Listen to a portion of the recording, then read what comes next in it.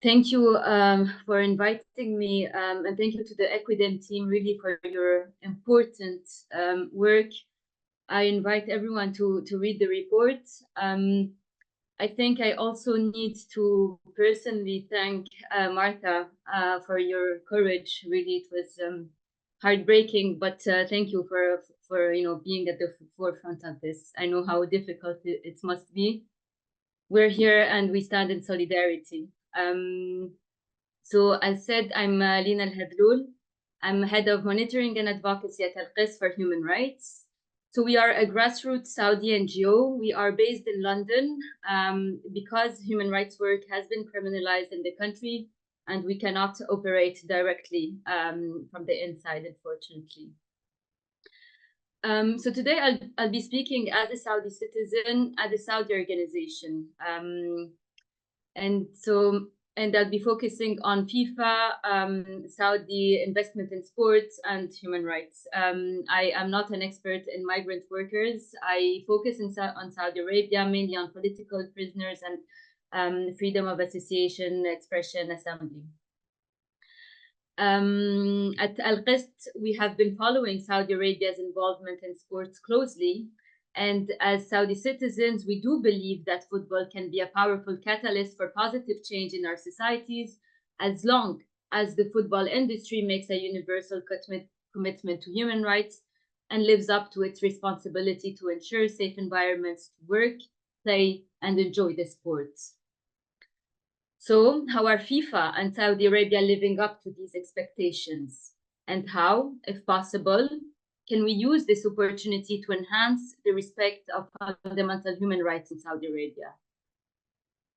In October 2023, Saudi Arabia announced its intention to bid as the sole host for the 2034 FIFA Men's World Cup, just hours after the FIFA Council unexpectedly revealed that the bidding process would commence within a month. So we see that from the outset, the process lacked transparency, and efforts to gather more information about the bid were challenging. Notably, FIFA President Gianni Infantino visited Saudi Arabia in 2021 and 2022, praising the country and stating that the world should come to see what was happening there. Infantino's stance contrasts what FIFA's World Cup hosting requirements, which mandate, amongst other things, that bidding countries must first demonstrate how they will respect international standards on freedom of expression, peaceful assembly, and association. Also, according to the UN guiding principles, FIFA's human rights responsibilities include conducting ongoing human rights due diligence to identify, prevent, mitigate, and address impacts on all human rights. And key human rights elements in the World Cup bidding process include inclusion of stakeholder engagement in developing the human rights strategy. So, at the core of the subject here is to know how FIFA will do its due diligence. To conduct human rights due diligence, you need data and information about the country. Who is FIFA reaching out to for this? It certainly isn't doing that on the ground in Saudi Arabia, where human rights organizations are forbidden and human rights work is criminalized.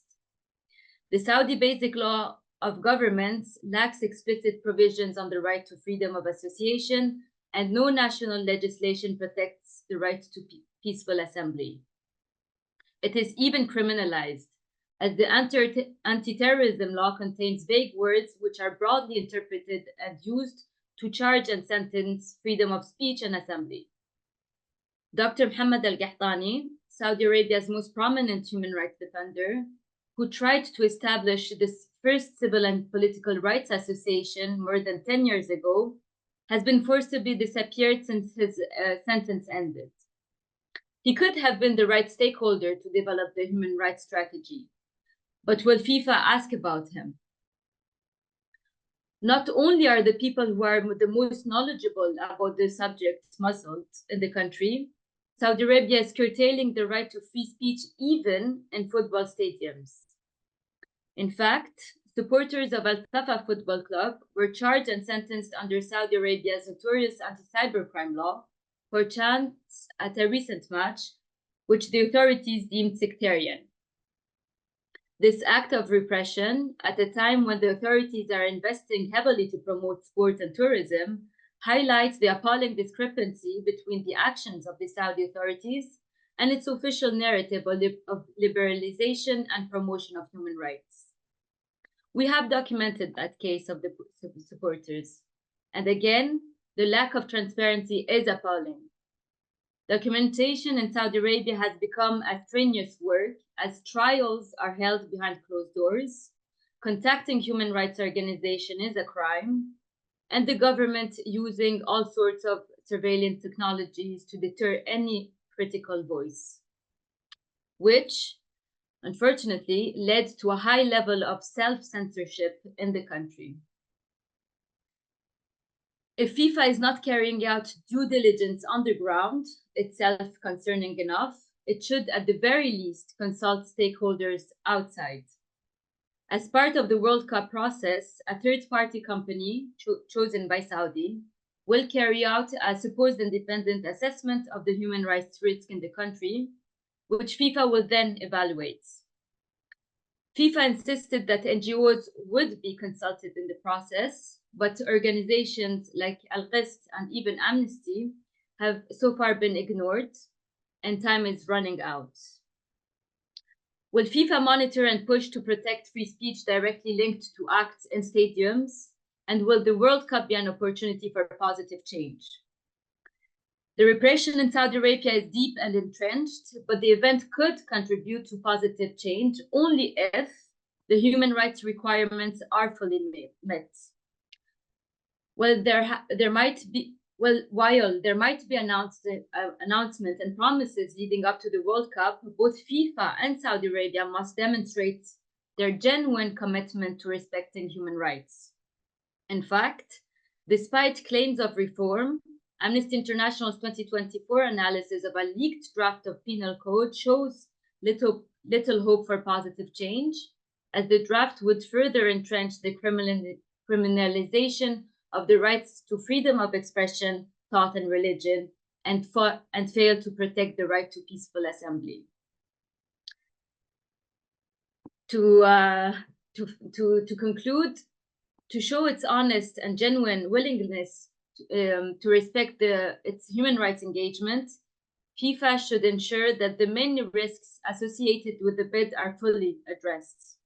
This would entail, amongst more, conditioning the grant to releasing all political prisoners ahead of the event, lifting all restrictions, including travel bans on human rights defenders and their families, decriminalizing freedom of association and assembly, and allowing human rights organizations to operate freely without fear of defamation, prosecution, or reprisal. Without this, rights of women, migrant workers, minorities, and the rule of law cannot be advanced, and any human rights strategy not taking into consideration the reality on the ground is only fulfilling a box-ticking exercise.